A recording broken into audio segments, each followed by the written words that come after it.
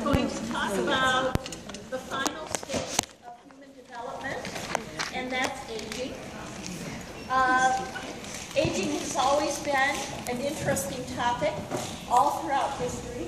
The ancient Greeks actually attributed the process of aging to three goddesses, Clotho, Atropos, and Lachesis.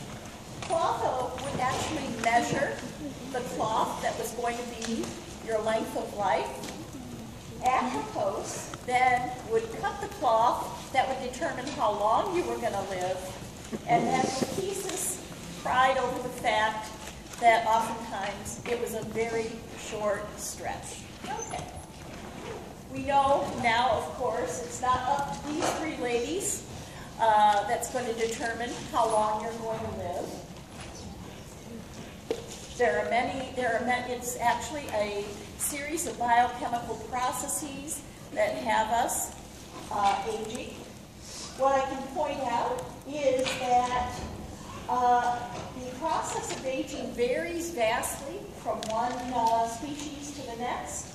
Fruit flies are Drosophila melanogaster. Fruit flies are actually one of the primary model systems for studying aging, and they only live 3 months. Laboratory mice, the longest living laboratory mouse, and this is a special strain of mice, is 4.5 years. Most laboratory mice don't even begin to live that long. Most laboratory mice at the most live about 2 years. And I know that when I was a postdoc and I was doing genetics experiments, and I would get a mouse to live 2 years, and it would just drop over and die. So I would do an autopsy just to see what carried it away, and that mouse would be absolutely full of tumors. Remember when I told you the other day how cancer is a disease of the elderly? It not only applies to humans, it applies to small animals as well. Then we have domestic dogs and cats. The most they live is about 20 years. Cats actually, if you talk to any veterinarian, cats really in the wild will only live about 3 years. A male cat in Philadelphia that's not owned and taken care of, that poor male cat is going to live maybe 1 year. Because they get into so many fights, they bite, they become infected, and they die. So, if you take in a cat or a dog, what you're going to do is you're going to give that animal an extra 17 plus years of life. Okay? Always a nice thing. No wonder they love us so much. All right. You can actually own a dog. A cat you simply harbor. Does anybody here have a cat? You know what that's like. You don't own a cat. You harbor a cat. A dog you can own. All right. Then tortoises. Tortoises, interestingly enough, have been known to live 150 years. Parrots also live a very long time, 80 years. Chimpanzees, if you recall, chimpanzees' genome only varies from ours by about 2%, not a whole lot, but they actually have a pretty long lifespan, about 60 years. The longest, the longest humans have been found to live is 121 years. I think there was a woman last year who lived to 122. The problem is when you get up this high in your years, oftentimes there's some sort of controversy as whether or not they're really that old, because back then they didn't keep really careful birth records. Most people were born at home. And so it's only now that you can really be absolutely certain about the age of an individual who gets over 120 years. So I want to introduce to you a couple of terms. Aging itself. Aging is a natural developmental process. When we're born, we don't stop developing, but we change the way we develop. We've established our tissues, we're growing, but aging is a little bit different because it involves the time-related deterioration of our physiological functions. I'm going to talk about that very carefully through the lecture. I also want to introduce to you the concept concept of maximum lifespan. Maximum lifespan is the maximum number of years a member of a given species has been known to survive. Hence, the maximum lifespan for humans is about 122 years, thereabouts. Okay? That's different. That's different from life expectancy. Life expectancy is actually the length of time an average individual in any species can be expected to live. And right now, for humans, it's also called average life expectancy. Average life expectancy for females is now 81. Average life expectancy for males is about 78. Okay? So what I want to point out to you is what's going on with life expectancy in the United States since around 1800, where average life expectancy in 1800 was 28 years. So you were pretty much on the downslope by that time. When did you get married and start having kids back then? Not 12, but I'll tell you what, 16, you had to get on the ball. All right? Because you didn't have a lot of time left to you. You didn't have a lot of time left to you. Question? I read somewhere that it wasn't the fact that we are living longer, it was the fact that so many babies died at that time. Well, I'm going to get to that shortly here. Yeah. This is average life expectancy. In 1900, average life expectancy in that 100-year period went from 28 to 58. And by 1960, and it hasn't changed vastly since then, it's about 77. The biggest reason why we've gone from, say, around 50 or thereabouts in 1900 to 77 in 1960 is not because of modern medicine so much. It's because of, get this, hand washing, clean water, and sewers. Not very exciting, is it? But from a public health standpoint, that has added probably at least 30 to 40 years to our average life expectancy. Hand washing, clean water, and sewers. Okay? So it gives you a real appreciation for the bathrooms in this building. All right. So what was going on, say, back around 1900, of 100 children that were born, 15 of them were going to die before their first birthday. Does anybody in here know what carried children away back? 15 out of 100 would die before their first birthday. What would carry a child away back then? Strep infection, for example, strep throat.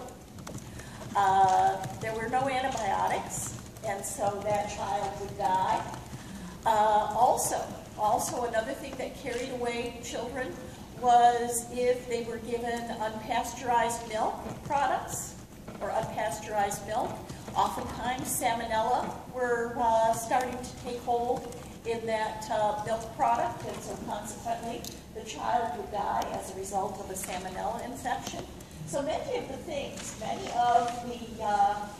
things that carried children away before their first birthday back around 1900 are things that really are not so much an issue today. Today, you can pretty much expect that of 100 children that are born, they're going to live significantly up to probably their 80s. Okay? Very few children die in the United States now within their first year of life. The only children that usually die are those children that are born with severe congenital birth defects, such as heart defects or inappropriate development of the lungs or the brain, such that these children will die very soon after birth. But you don't have so much death as a result of infection That doesn't happen any longer. So if you take a look, going from 1900, where the average life expectancy was about 58 years, to 1980, average life expectancy is really 81 years. It hasn't changed much since that point. Okay? All right, does anybody in here know what really carries people away when they're 81? What? Alzheimer's? No. No, not Alzheimer's. Not even cancer. It is cardiovascular disease. Another thing that's not terribly exciting, right? Cardiovascular disease, and that includes heart attack and stroke. All right? So that just seems so darn boring. But that's it. That's it. Because again, not cancer. Remember what I told you on Friday? If all cancers were cured today, you would only extend average life expectancy by how long? Do you remember? 3 years. 3 years. 3 years. That's not very much, is it? Okay. Yeah, so the big thing that carries people away, again, is primarily heart attacks and strokes. All right. So aging is a difficult process to study. It's a really difficult process to study. And so there is an abnormal aging syndrome. It's called Huntington-Gilford progeria syndrome. These children are 8 years old. These children are 8 years old. They have Hutchinson-Gilford progeria syndrome. And only 1 out of 4 million live births do you find this disease. It's what's called an orphan disease because it's so unusual. But they're a good model for studying human aging. And this is a little girl. This is a little girl. What happens with these children is they lose their hair. They lose their hair very early on. These children are 8 years old. They lose their teeth. They lose their hair. Their connective tissue breaks down very early on. That's one of the reasons why they have tooth loss. What also happens is they have unusual faces. That's again because this connective tissue that would otherwise give their faces their distinctive look, that goes. So they all have a very similar appearance.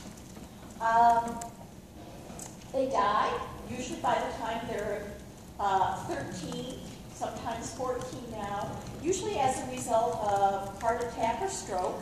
So the same thing that carries away an 81-year-old or beyond, for us, for these children, is going to happen when they're about 14. Okay? All right, so what happens? What happens with these children? It's known that there's a problem with the nuclear lamina.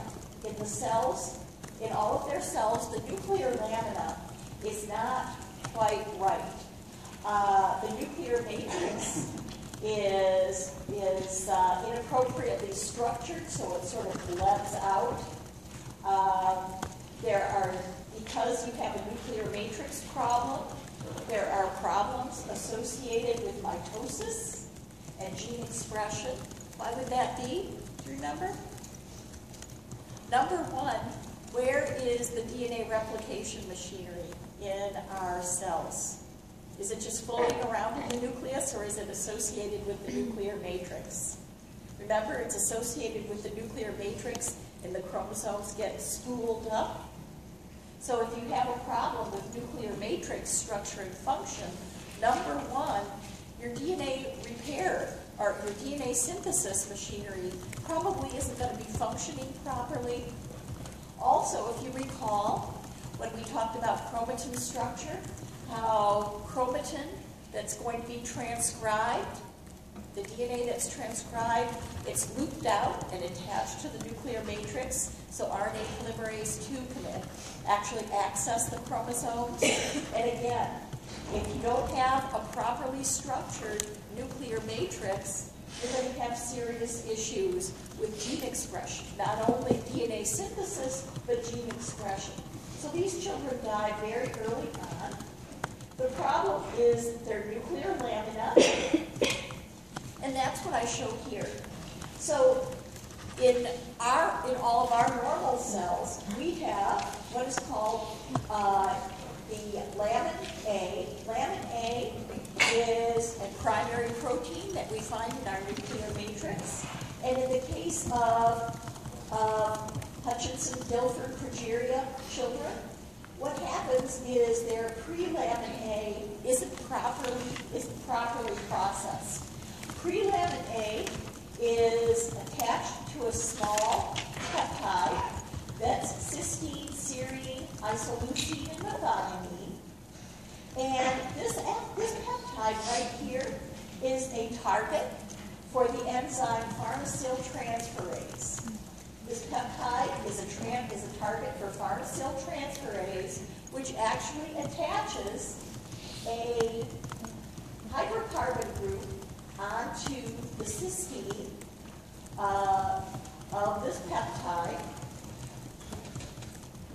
Then you have the product is pre-lamin A with the peptide containing a farnesyl group. Then this becomes a target for another enzyme called endoprotease ZMP-STE24. Took a long time to work out this pathway, I might add. And endoprotease ZMP-STE24, what it does is it actually cleaves this peptide. It cleaves away serine, isoleucine, and methionine, so you're just left with the farnesyl attached to cysteine along with an acetyl group. Okay? Then, the endoprotease, the same endoprotease, what it's going to do is it's going to target this. It's actually going to remove this entire segment to give you mature lamin A. So there's a mutation. There's actually a mutation in the pre-lamin A amino acid sequence such that the endoprotease does not recognize where this needs to be cleaved, and so consequently this product starts to build up.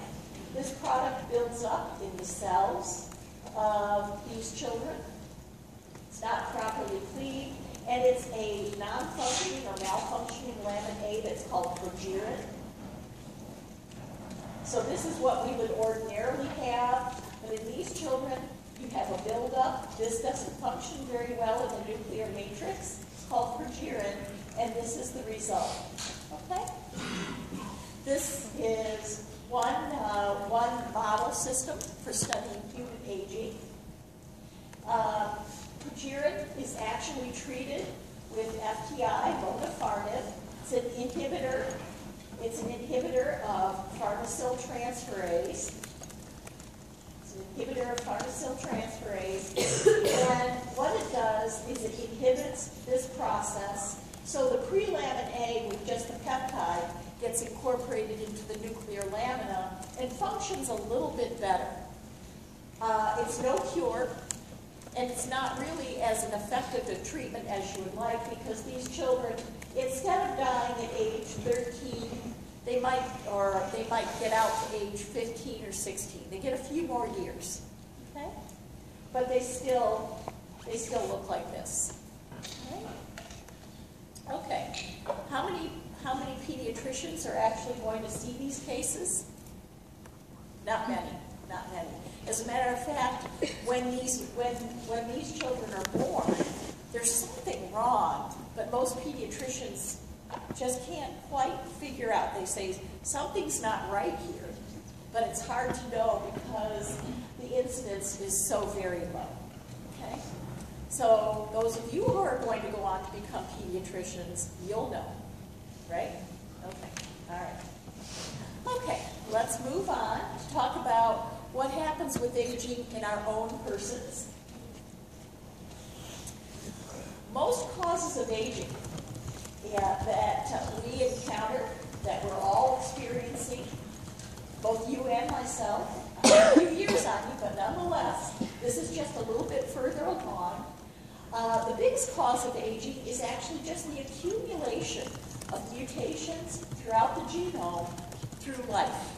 So for every time we have a cell cycle where the DNA is replicated, there are places where there are going to be mistakes in the chromosomes and they don't get corrected.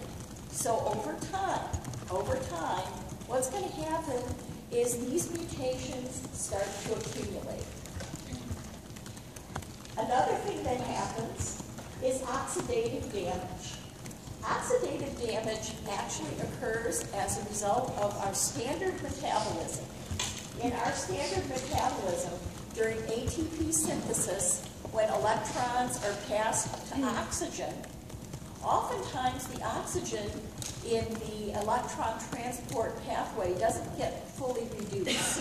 When it's not fully reduced, it becomes an oxygen radical and causes damage throughout the cells, especially mitochondrial genome damage, because that's where the electron transport chain is.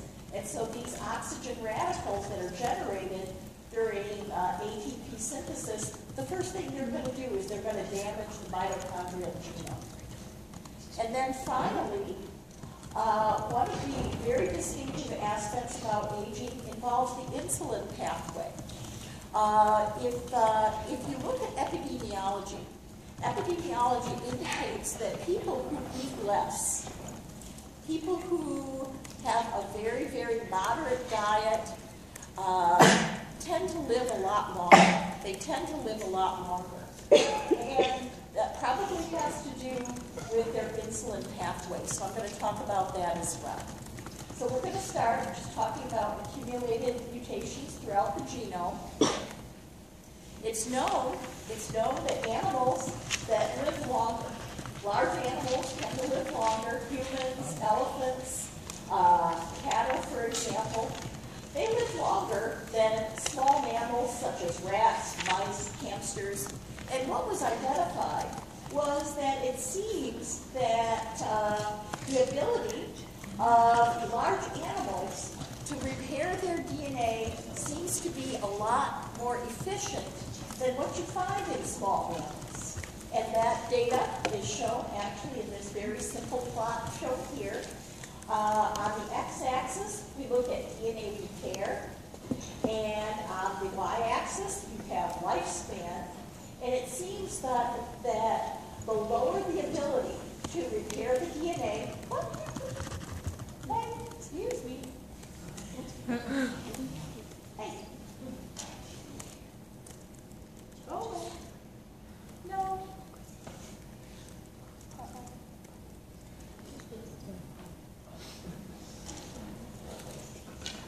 Here we are. Yes. All right. Okay. So it appears that for animals that have the ability to repair their DNA, and in this experiment they were looking at fibroblasts. These are cells that are underneath your skin, fibroblasts. It seems that the more you have cells that have the ability to repair your DNA, the longer you're going to live. Okay, does that make sense to everybody? No big surprise there, but it makes sense. You could think that, but this is the actual data to show that that's true. Okay? Does anybody have a question? Or can I repeat anything? All right. Another very important